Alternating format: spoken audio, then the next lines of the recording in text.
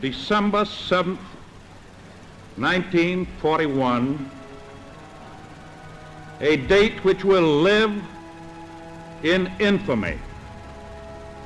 The United States of America was suddenly and deliberately attacked by naval and air forces of the Empire of Japan. The United States was at peace with that nation. The attack yesterday on the Hawaiian Islands has caused severe damage to American naval and military forces. I regret to tell you that very many American lives have been lost. As Commander-in-Chief of the Army and Navy, I have directed that all measures be taken for our defense, but always will our whole nation remember the character of the onslaught against us. Hostilities exist.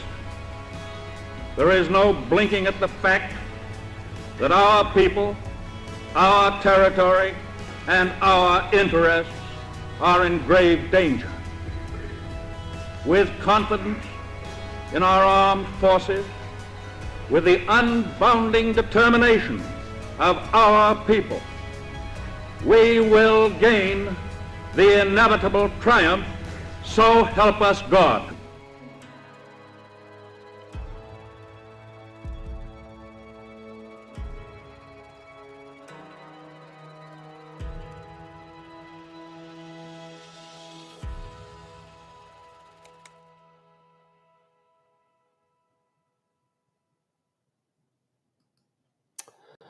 Well, ladies and gentlemen, welcome back to the Rob Manus Show. This is our daily briefing that we do at 7 p.m. every night, and today is obviously Pearl Harbor Day.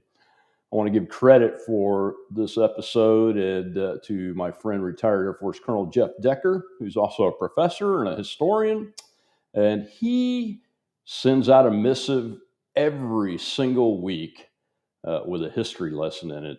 And today was no different, but it was a really, really interesting one. Quote, real history has often been regarded as the inspiration for many aspects of the Star Wars universe, and the name for Order 66 is possibly correlated to a similarly cruel World War II event. President Roosevelt's Executive Order 9066, signed in 1942, gave the Secretary of War permission to designate areas in the United States as military zones, which became concentration camps for Americans with Japanese, German, and Italian ancestry. While Roosevelt's Order 9066 and Star Wars Order 66 had different mandates, the two orders similarly targeted innocent people who were labeled as traitors given their affiliation to a specific group of people. Given the similarities, the executive order is therefore likely to be the inspiration for the name, according to Gory Burkham, unquote.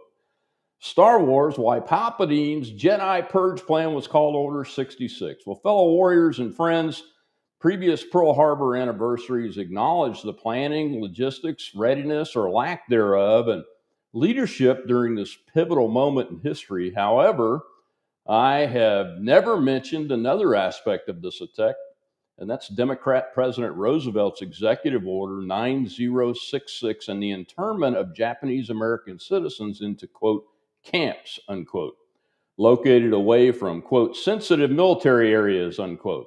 The reason for these relocations was due to the threat posed by these Americans to the overall war effort. Reading the Supreme Court decision upholding the government's action should give any American concern. A few words changed to reflect the current pandemic, and another generation of American citizens may find themselves interned and loss of their property and money. It may sound too fantastic to consider. However, reading current tweets from media personalities and the Joe on the street share little difference to what was said about Japanese Americans 80 years ago in the press and general media to those who now question or decline a vaccination. Even Donald Trump advocating that the National Guard should be sent to cities where crime is out of control should be a cause of concern to every American. Or is it an indicator of American cities and how they're now devolving into anarchy?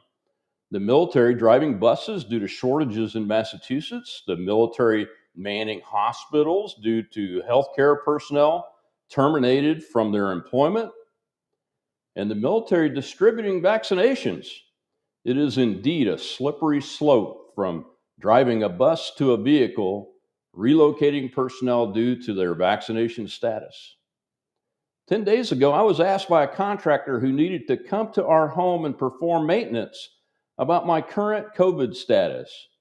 Imagine the controversy if the question regarded sexually transmitted diseases or HIV. Would this be acceptable? I previously shared snippets from Robert Heinlein's Starship Troopers, and the similarities between fiction and reality seem to be growing. As with Heinlein's work, how many Americans today are aware of this mass incarceration of American citizens during a national emergency? More importantly, even with their families living in concentration camps, over 20,000 Japanese Americans joined the military to fight.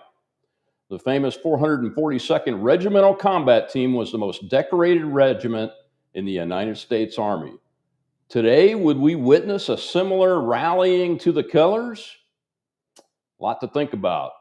Please note, a cursory internet search, and I could not find any solid references if George Lucas used the number 66 to acknowledge Executive Order 9066. Lucas was originally from Merced, California, and one of the well-known internment camps was located in Manzanar, around 140 miles away. Maybe it was the history he learned while growing up in the 1950s that remained with him. As you might recall, the movie Dam Busters and A New Hope share similar scenes and dialogue, and even the design of the Millennium Falcon was based on a B-29 cockpit. My friends, our country has done some things that it shouldn't have done, and this is one of the most egregious. Join me today in praying for these families and their descendants, many of which I have served with, that our country will never do this to another group of people just because they've chosen to be different or that they are different because of their birth.